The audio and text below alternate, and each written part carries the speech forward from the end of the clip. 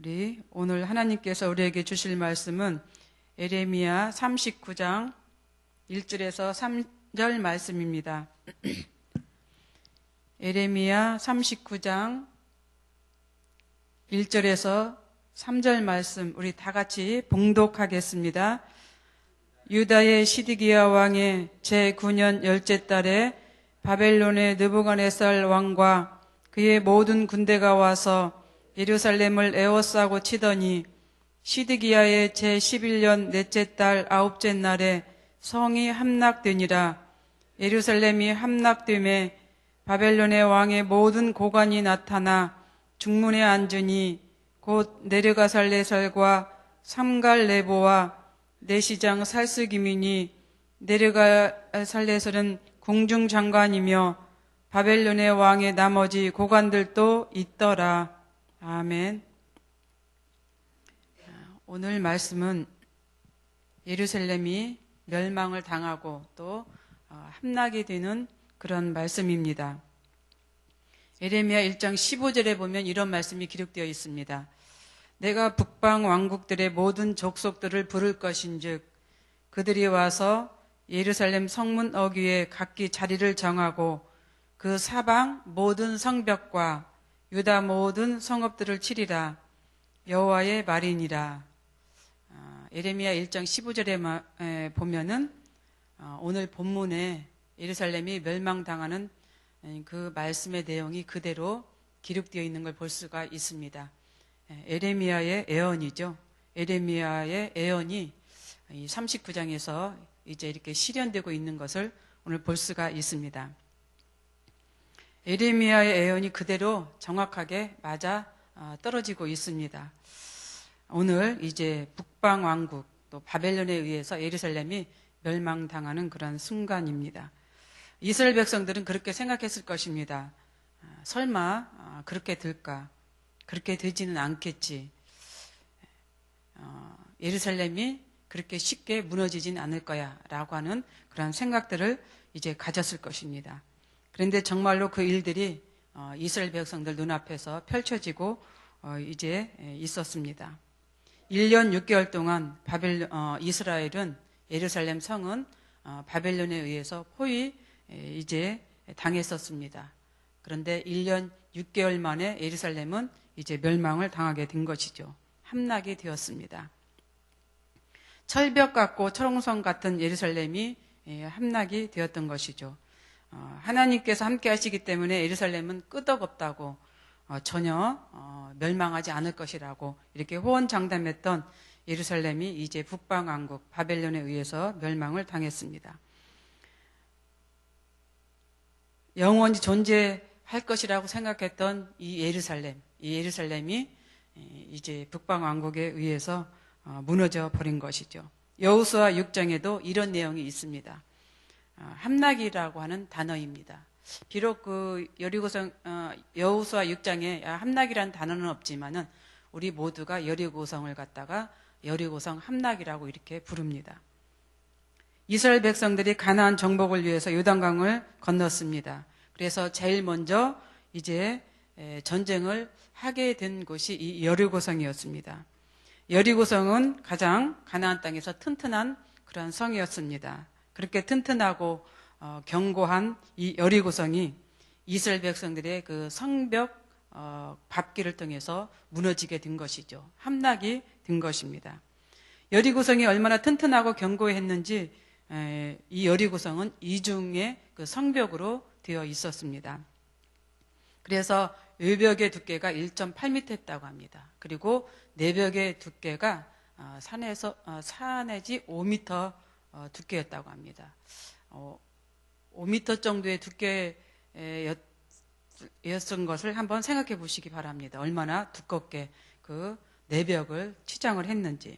그리고 높이는 약 9m로 약 한 4층 건물 정도 되었다고 합니다. 그렇게 높게 두껍게 이제 지었던 이 여리고성도 어떤 그 물리적인 힘에 의해서가 아니라 성벽 밟기를 통해서 여리고성이 무너지게 된 것입니다. 여리고성만 그렇게 한 것이 아닙니다. 이스라엘은 가나안 땅 전체를 이렇게 공격을 해서 무너뜨렸습니다. 이 함락이란 뜻은 땅이 무너지고 내려앉는 것을 말합니다. 또 함락이라는 것은 성이나 요새 등을 공격해서 무너뜨리는 것을 말합니다. 그래서 이스라엘 백성들은 이제 가나안 땅 전체를 이렇게 공격을 해서 무너뜨리고 함락했던 것을 우리는 성경을 통해서 볼 수가 있습니다. 가나안 땅은 우리나라 강원도만한 면적이죠. 이 면적이 안에 왕들이 몇 명이나 있었는지 아십니까? 31명입니다. 31명의 왕이 있었다고 하는 것은 31의 이제 나라가 존재했다고 하는 것을 우리는 생각할 수가 있습니다. 아주 옹기종기 모여있는 그러한 국가라고 우리가 생각할 수가 있습니다. 그런데 이 31의 왕, 이 31의 이 국가를, 부족 국가를 이제 무너뜨리기 위해서 이스라엘 백성들이 얼마나 정말 힘겨운 그 싸움을 했는지 우리는 알 수가 있습니다. 이렇게 많은 국가를 이스라엘 백성들은 함락을 시켰습니다. 멸망을 시켰습니다. 그리고 아주 잔인할 정도로 그 원주민들을 모두 다 죽인 것을 우리는 볼 수가 있습니다. 그렇게 함락시킨 가나안 땅을 이스라엘 백성들은 이제 정착을 해서 이스라엘이라는 국가를 형성해서 오늘날까지 당시 이스라엘이 멸망하기까지 이제 살아온 것을 우리는 볼 수가 있습니다. 이스라엘이 이렇게 가나안 땅에 정착해서 살아올 수 있었던 것은 하나님의 은혜입니다. 하나님께서 아브라함에게 가나안 땅을 주시면 약속했던 그 약속을 이루어 주신 것이죠. 그 약속대로 이스라엘은 가나안 땅을 분배받아 살아왔습니다. 이 모든 것이 하나님의 은혜였고 축복이었습니다. 이스라엘은 가나안 땅에서 행복하게 살았습니다. 그런데 은혜를 베풀어준 그 은혜를 이스라엘 백성들은 저버렸습니다. 하나님을 배반했던 것이죠. 하나님을 떠났고 또 하나님을 버렸습니다. 하나님을 버린 이들에게 하나님은 더 이상 긍휼을 베풀지 않았습니다. 하나님의 손길이 떠난 것이죠. 하나님은 이스라엘에게서 이제 완전히 떠나버린 것입니다. 그것이 오늘의 말씀이죠. 예루살렘이 함락되고 멸망당한 것입니다. 이제는 이스라엘의 처지가 바뀌었습니다. 공격을 해서 무너뜨리고 함락시킨 이스라엘이 하나님을 떠나자 이제는 공격의 대상이 되어버린 것입니다. 공격의 대상은 바벨론이었죠. 바벨론에 의해서 이스라엘은 무너졌습니다. 멸망을 당했습니다. 그 원인은 하나님을 떠났고 불순종했기 때문이죠. 그래서 이스라엘 백성들은 이제 바벨론으로 이제 포로가 되어서 끌려갑니다. 왕과 또 고관들, 또 지식 있는 사람들, 명망 있는 사람들, 학식 있는 사람들이 다 끌려서 이제 바벨론의 포로로 끌려가게 됩니다. 뿐만 아니라 부모가 보는 앞에서 자식이 죽고 자식이 보는 앞에서 부모가 죽는 이러한 비참한 현실을 이스라엘 백성들은 보게 됩니다. 그런데 예루살렘에 남아있는 사람들은 누가 남아있었어요? 비료하고 또 가난하고 이제 없이 사는 이러한 사람들이 남게 되었습니다. 성경에 보면은 바벨론의 그 느부갓네살 왕이 그 예루살렘에 남아있는 땅들을 이런 사람들에게 줬다고 합니다. 그러니까는 가난하고 비료했던 이 사람들에게는 하루아침에 뭐예요? 땅이 생겼습니다. 그래서 그들이 그곳에서 농사를 짓고 살아갈 수 있는 그런 이제 현실이 되었던 것을 우리는 성경을 통해서 볼 수가 있습니다. 대신 이제 예루살렘에서 편안하게 살았던 사람들은 바벨론으로 이제 포로로 끌려가게 된 것이죠. 그런데 이런 상황을 예언을 했고 또 예루살렘이 멸망한다고 그렇게 회개하라고 외쳤던 장본인인 예레미야는 이 당시에 어디에 있었을까요? 예레미야는 이제 감옥에 갇혀 있었습니다. 40년간 줄기차게 유다의 멸망에 대해서 예언했던 예레미야는 그 당시 시대 감옥에 이제 갇혀 있었던 것을 볼 수가 있습니다.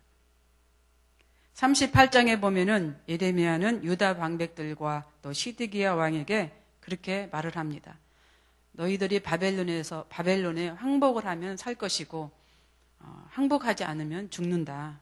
그러니까 항복을 하라. 이렇게 이제 말을 합니다.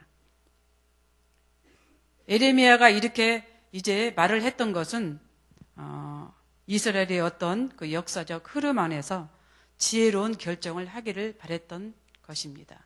지혜로운 결정 속에서 이스라엘 백성들이 이제 살 수 있는 그런 방안을 이제 예레미야는 강구했던 것이죠. 그런데 이제 유다의 방백들은 그러한 예레미야의 말에 귀를 기울이지 않았습니다.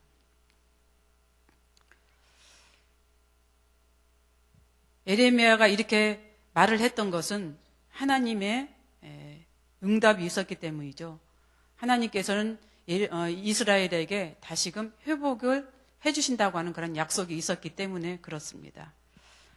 70년이 지나면 반드시 예루살렘 고국으로 돌아온다라고 하는 이러한 응답이 있었기 때문에 예레미야는 이제 이스라엘 방백들에게 항복할 것을 그렇게 권했던 것입니다.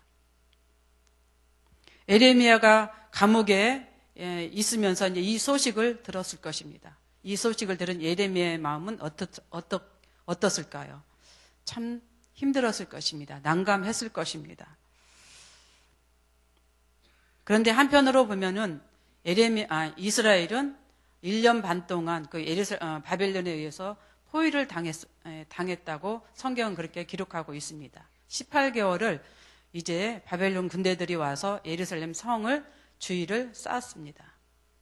1년 6개월. 1년 6개월 동안 저는 이것을 보면서 하나님께서는 이스라엘 백성들에게 회개의 기회를 주지 않았나 하는 이런 생각을 가졌습니다.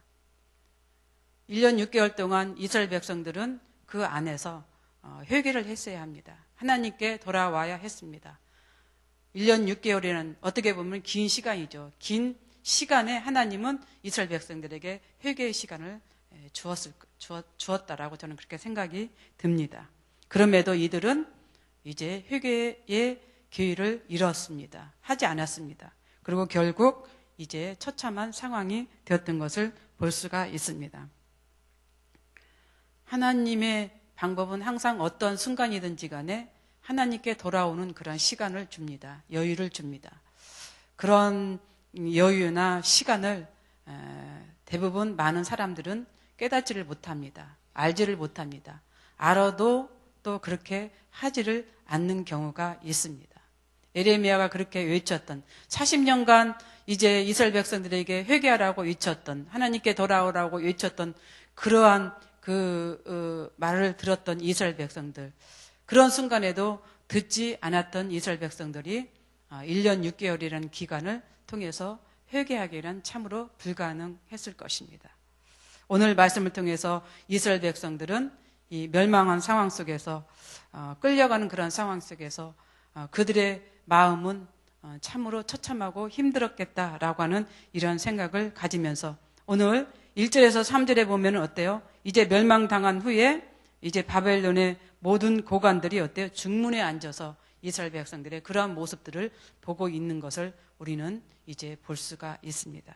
그렇습니다. 하나님은 어떤 순간이든지 간에 하나님의 자녀로 살기를 원하고 또 하나님께로 돌아오기를 원합니다.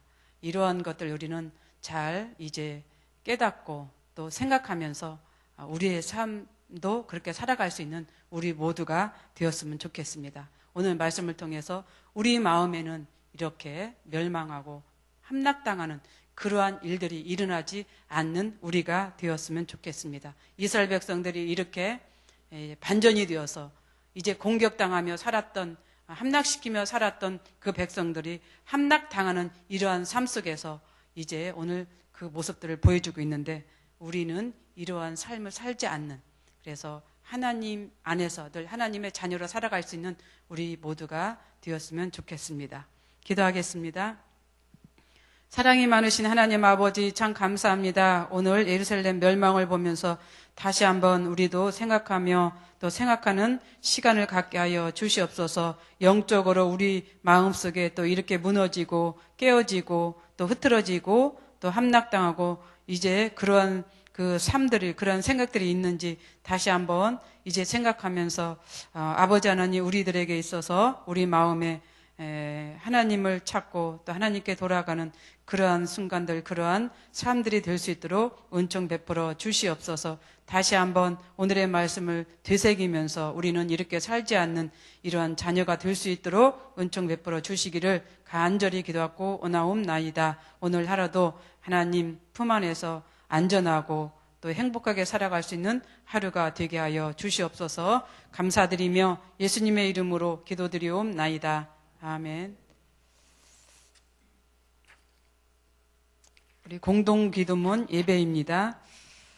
우리 예배를 받기에 홀로 합당하신 창조주 하나님, 말씀상 공동체가 주님을 예배할 때마다 영광을 받으시고 삼위일체 하나님의 임재와 현존으로 응답하옵소서.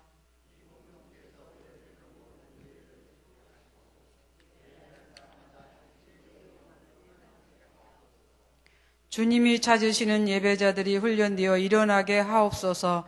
교회에 함께 모여 우러러는 공예배의 거룩한 감동을 세상에 흩어져 섬기고 나누는 삶의 예배로 살게 하옵소서. 아멘. 주님이 가르쳐 주신 기도드리겠습니다. 하늘에 계신 우리 아버지, 아버지의 이름을 거룩하게 하시며 아버지의 나라가 오게 하시며 아버지의 뜻이 하늘에서와 같이 땅에서도 이루어지게 하소서. 오늘 우리에게 일용할 양식을 주시고 우리가 우리에게 잘못한 사람을 용서하여 준 것 같이 우리 죄를 용서하여 주시고 우리를 시험에 빠지지 않게 하시고 악에서 구하소서. 나라와 권능과 영광이 영원히 아버지의 것입니다. 아멘. 지금 들은 말씀이 내 삶으로 이어지게 하옵소서. 주일에 선포된 말씀이 한 주간 우리를 행복하게 하소서. 한가을 말씀 사경위에 말씀 전하시는 김진산 목사님을 성령으로 축복하소서. 오늘부터 시작하는 한가을 말씀 사경위에 우리 모두 말씀의 은혜로 채워지게 하소서. VIP 초청 예배 초청되는 대상자들이 꼭 주님을 영접하는 축복을 받게 하소서. 남북 상황이 순조롭게 잘 진행되게 하시고 평화로 통일이 되게 하소서. 이 시간 공동 기도 제목과 또 여러분이 가지고 오신 기도를 하나님께 올리신 후에 각자 삶의 자리로 나아가겠습니다. 기도하겠습니다.